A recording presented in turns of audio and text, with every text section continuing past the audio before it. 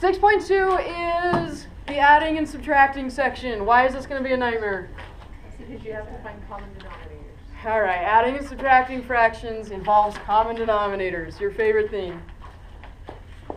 So just to remind you that you really did learn all this stuff in 5th grade, they start out with a pretty easy problem. They got 2/7 plus 3/7. How does that work out? 6/7 or 5/7. All right, add the 2 on the top, which is 5, not 6, and keep the ones on the bottom and get 7? 5/7. Did we just say All right, so don't do anything goofy with the denominator, right? Like you're not adding the denominators. This isn't 5/14 or anything. Remember, the denominators just stay the same. So 2 out of 7 plus 3 out of 7 means you have 5 out of 7, right? Okay. You really did learn this before, right? Somewhere. What if they weren't the same denominator? What if it was like 2/7 plus 3/14? By 2/7 by 2. Okay, so they need to both be 14ths, and the process you probably do in your head is times that by 2. Where else? Top. On the top. Whatever you do on the bottom, you have to do on the top. Otherwise, you're changing the problem. This is a sneaky way of writing what? 1, which is you can multiply anything by 1 and not change it. So this is what? 4/7? Sorry, 4 what? 14ths plus, which is 7/14, which does indeed reduce to 1/2, right? Okay, we're not doing anything today any different than this. Promise. Well, I guess we could do problems that are like 2/7 plus 3/12. Then you'd have to get a denominator for both of them instead of just one of them. Okay, but we're not doing anything different than that. This is just 5th grade fractions, I promise. All right, so they're pretty nice to us to begin with. We're going to have some fractions that already have common denominators. This one says 3 plus x over x plus 4 over x. They already both have x for the denominator. So what's the denominator and the answer going to be? Then just like over here where you just add across the top, we're just going to add across the top. 3 plus x plus 4. And then if anything goes together, put it together. Does anything go together? So 7 plus x over x. Good? Can those x's cancel out? No, How come? because it's not factors. Correct. Not factors, they're terms. It's hooked by a plus. Someone in my last class was like, well, there's parentheses up there, you can't see them. Like, that's a whole nest. You can't cancel anything unless that entire thing canceled. Right? Okay. Any big deal so far? This is just this, but with an x instead of a 7. Did you survive? Right. Barely. There's already weeping and wailing and gnashing of teeth.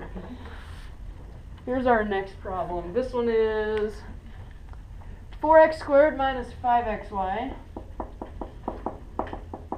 over x squared minus y squared plus 2xy minus y squared over x squared minus y squared.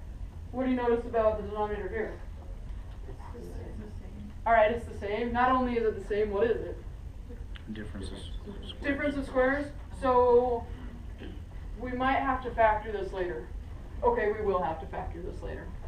What's the denominator on the answer going to be?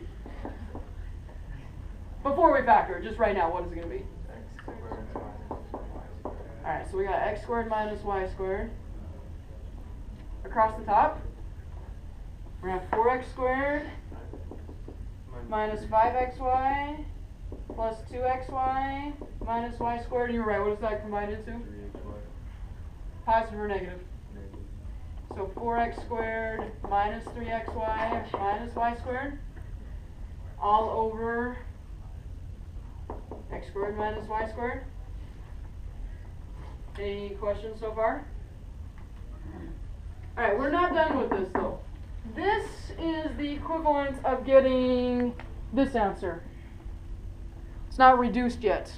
Need to reduce that fraction.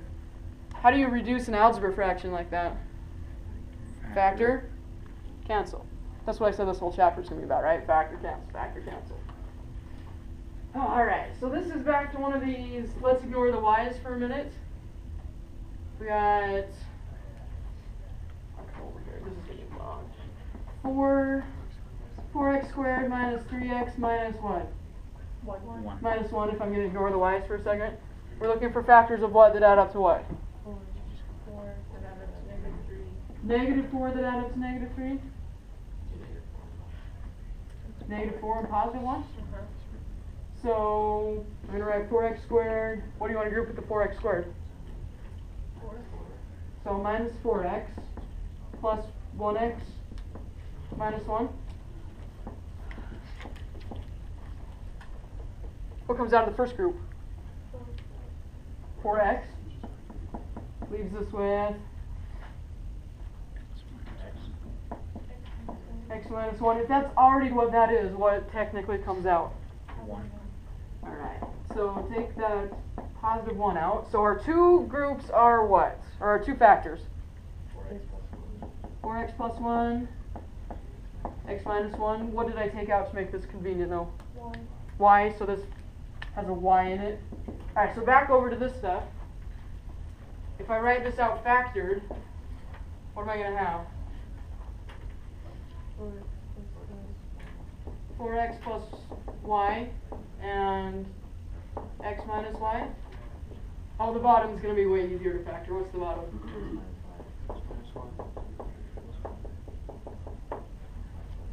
X minus y is cancel. Alright, so our final simplified solution.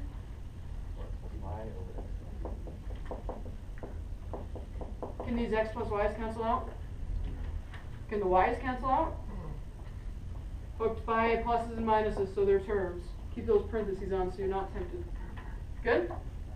Yeah. Did you get rid of the 5 in 4x squared minus 5x? I combine these two like terms in this step.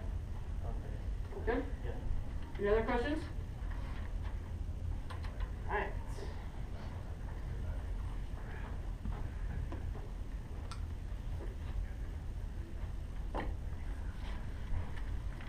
Ooh, we got a function problem next. What should function problem immediately make happen in your mind? What should you be thinking about? Finding the domain. Finding the domain. There's going to be some sort of dangerous number or dangerous numbers. We got 4x plus 5 over x plus 3. And this is actually our first subtraction problem. X minus 2 over x plus 3. Alright, the subtraction problem. We haven't seen subtract yet. This is the easiest place to make a mistake in this chapter. And I'm already worried for your exams because someone's going to mess this up. Guys, when you are subtracting, I'm going to cross my fingers. My other class says I'm too much of a pessimist. Nobody's going to mess this up because I'm nagging about it between now and then. When you are subtracting, you are not just subtracting this piece. What else are you subtracting? This stuff. So it's almost like a distributive property. You are subtracting all of this. So what does this turn into? Right? But only on the top? Only on the top. Because it's like invisible -1 times x minus 2 over this x plus 3. And so this is like that. And remember, fractions just multiply straight across. So the positive one stays on the bottom. I guess you could technically multiply the -1 on the bottom and the positive one on the top, but then they wouldn't be matching denominators anymore. So that would be working against yourself. So a couple ways to deal with this. First of all, you could just keep it all in your brain. This one's probably easy enough you could do that. What's the denominator going to be? And if we go along the top, we got 4x plus 5, and if you are able to keep this in your brain, you're going to go minus x plus 2. The most common place for a mistake is right here. What will people put there if they do it incorrectly? -2. They'll put a -2. And it happens all the time. All the time I see people make that mistake. It's a really easy one to make. So turn on your internal nag and prevent that from happening. Alright, so let's simplify this top. What does this turn into? 3x plus 7 over x plus 3. Does anything factor? Therefore, nothing cancels. So at this point, we're finished with the problem, and we should say an x can't equal what? Negative 3. Do you remember when I said to always do that? It's before something and after something. When should you take care of the domain? After factoring, before canceling. This one happened, it didn't have anything that factored or canceled, so right there's when to do it. My other class decided that the easiest way to cope with that subtract is to get rid of it in the first place. So to take a step, as soon as you see a subtract problem, take a step in here that looks like this. F of x equals 4x plus 5 over x plus 3 plus, and just distribute it. Take right now doing it so that you don't have to worry about it later when you're starting to worry about denominators and stuff. If you just get rid of it in the first place, you've got to plus the entire rest of the problem. Good? All right. Did you survive so far? So all of these problems have had common denominators already. You ready for not common denominators?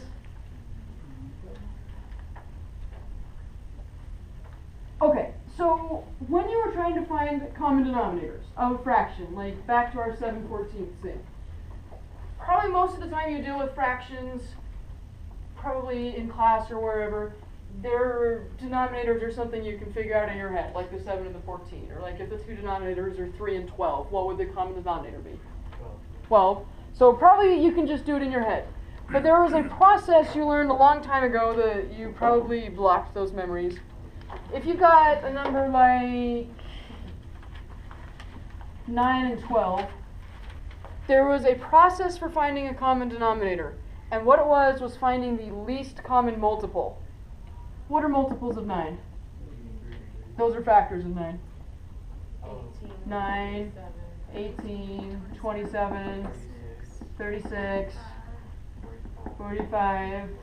Those go on forever, right? What are multiples of 12? 12, 24, 36, 48. This keeps on going. To find the least common multiple, it's the smallest number that's on both lists. 36 is the smallest number on both lists. So that's the least common multiple, therefore it's the least common denominator if those were denominators. Good? There's another way of finding this though, finding this 36 rather than making a list. I don't know why my last class, I don't think of it like, why can't you be like your big brother? My last class today, I was like, isn't there a way to do that with factors? Do you guys remember there was something to do with factors, finding this? Blank stares, okay. The way to do that for factors is, in my nursing class, we make these columns of prime numbers. 3's prime, what's the next prime number? 5, 7, 11. All right, that's probably all the higher we need to go. So if we have 9 and 12, and now if we do factors instead of multiples, what are the factors of 9? 3 and 3, 3 squared. What are the factors of 12? 3 and 4, what does 4 factor into? 2 and 2. So I've got 2 squared and 3. Well, I guess I didn't need all those other prime ones. So to find the least common multiple, you take the largest exponent from each column. What's the largest one in there? The only one in there, 2 squared. What's the largest one in there? 3 squared. None of the other columns have stuff in it. So the least common multiple is 2 squared times 3 squared, which is what? 4 times 9 is 36. So that's another way of finding the LCM. This is actually the way we're going to use today for our algebra looking stuff. Any questions about that column kind of method? Will you explain that again? So you list the factors, and this columns is just to keep them organized. So the factors of 9 and the factors of 12 both have 3's in them, so I just wanted to know that they both had 3's. So that was really all the columns are, is to keep them stacked up with matching ones. The LCM is built out of the biggest exponented one in each column. So 2 squared, there's nothing in that one of 2's. This one has a 3 squared, it's bigger than the 3, so the LCM needs a 3 squared. If the LCM column looked something like, if you were finding the LCM of 4 different numbers and you had like a 7 and a 7 squared and a 7 and a 7 to the 4th, which one would you pick for your LCM? 7 to the 4th. So you're just picking the biggest one out of the column of that number. The columns are just to keep them lined up. You don't technically have to use them. Alright, so let's try this, the algebra version. This one, we're finding the least common multiple of 21x and 3x squared. 21x and 3x squared. So if I make some prime number columns, let's not make too many. Which ones am I going to need? 3s. What's 21 built out of? 7. 7 and 3. So I don't need like numbers for 2 and 5 and 11 or anything. So I'm going to have 3s. I'm going to have 7s. What else am I going to have? I'm going to have x's. Okay, so what's 21x built out of? 3 times 7 times x makes 21x. What's 3x squared built out of? 3 and x squared, x times x. So according to this column thing that we just talked about, our LCM is going to be the biggest one out of each of these columns. Which one of these is bigger? They're the same, so it just needs the biggest one, which is to the invisible 1 power. What else does it need? A 7. And x squared is the biggest one there. What's all that stuff multiplied together? 1x squared. 21x squared. There's our LCM. So if these were denominators of a fraction, which they're going to be in a second, that's our common denominator. Alright? Alright, this is the monomial version. These two things are monomials. We can also do this for polynomials. The polynomials they want us to look at are x squared plus x minus 12 and x squared minus 16. So it doesn't make sense to like pre-make these columns because we don't know what word they're going to be built out of. But we're going to list off the factors. What's x squared plus x minus 12 factor into?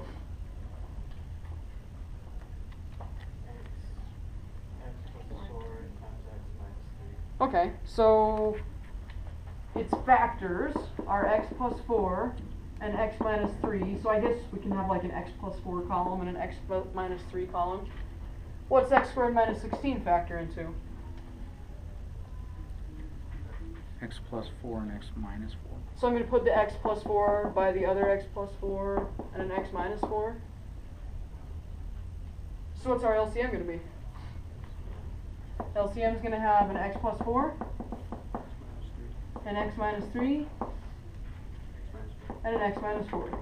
Which, unlike this problem, don't multiply all that back together, because remember this chapter is factor cancel, leave it like that.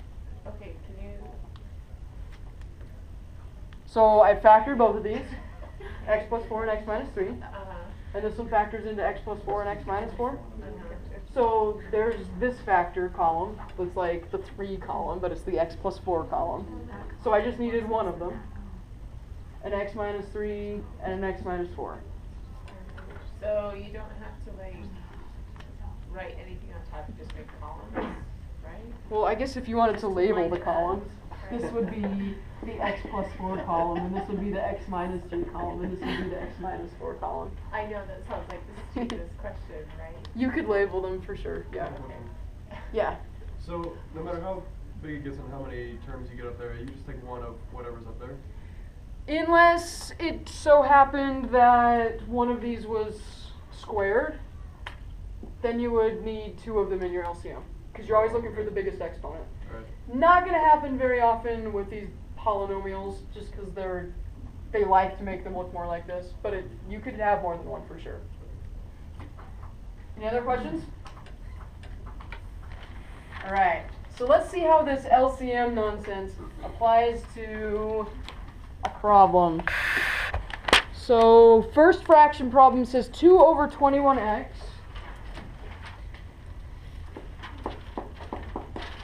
plus 5 over 3x squared. Do those denominators look familiar? They're the LCM problem we just did a second ago. So what I said that you might have missed is the LCM is the LCD, right? So we've got these two unlike denominators. We've got to make them common denominators. And we already know that the common denominator is going to be 21x squared. So what is this first fraction missing to turn it into 21x squared? One more x. We alright with that? That's the equivalent of saying that 2/7 needed a 2 to turn into 4/14, right? So you're just putting the missing piece on the top and the bottom. Make sure whatever you put on the bottom has to be on the top too. This one says 3x squared. What's missing to turn it into the common denominator? 7 squared, or 7. Just a 7 to turn it into 21x squared? Yeah. So times the 7 on the bottom, and where else? On the top. Your next step. Some people get all excited. They're like, oh, look, those x's cancel. What happens if you cancel those x's? Well, it just goes back to the beginning. Don't cancel those x's. You just went through all this work and put them in there. I know it's going to happen over here. All right. Your next step is to actually make use of the common denominator you just went through all this work to get. What's up here? 2x. And here? Now they have a common denominator, so the denominator in the answer is going to be 21x squared, and on the top? 2x plus 35. Does anything factor? No, so that's it. That's the end of that problem. Did you survive that one? How can you add the 2x and 35 together? 2x plus 35. Yeah. So, what do you mean add 35? How come it's not 37x? Ah, because they're not like terms. This would have to have an x by it. If it was 35x, it would be 37x. Any other questions? And then we just smush the tops together. That's all we do. Mhm. Okay. Now it could happen that there's factoring and canceling, like this next problem. Alright guys, this next problem. Example 6, I drew a frowny face by it because it sucked. And then I crossed it out. I'm like, oh, it's not so bad. And then I drew another frowny face by it because it really does suck. So instead of example 6, we are going to do example... Well, I did number 39, but that's exactly like example 7. So let's skip example 6. The one on your exam is going to be eerily like example 6.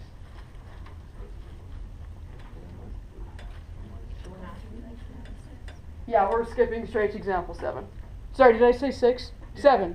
We're doing example 7.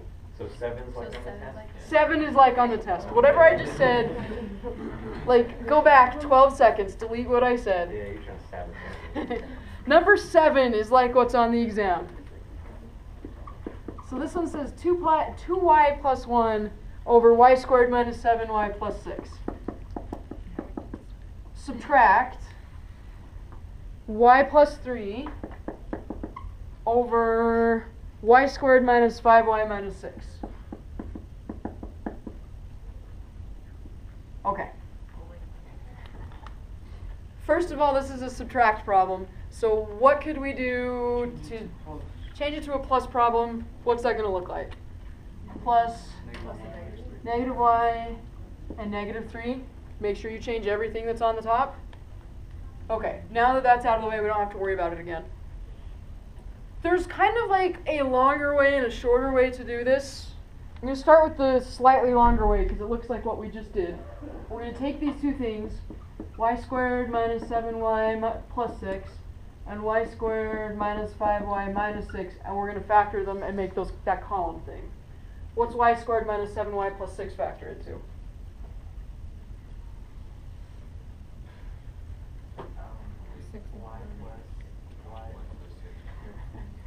Y minus 6. y minus 6 and y minus 1. Sounds good.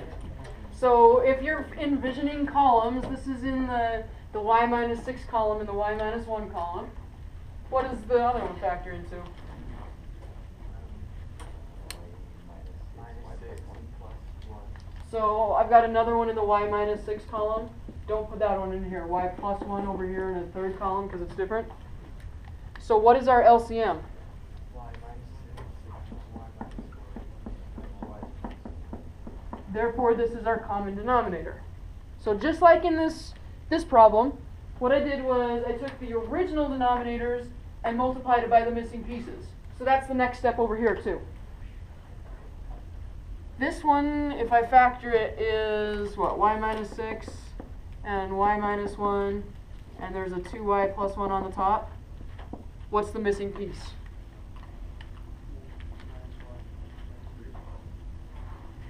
Out of these three, which two does it? Already has two of them. Needs the y plus 1.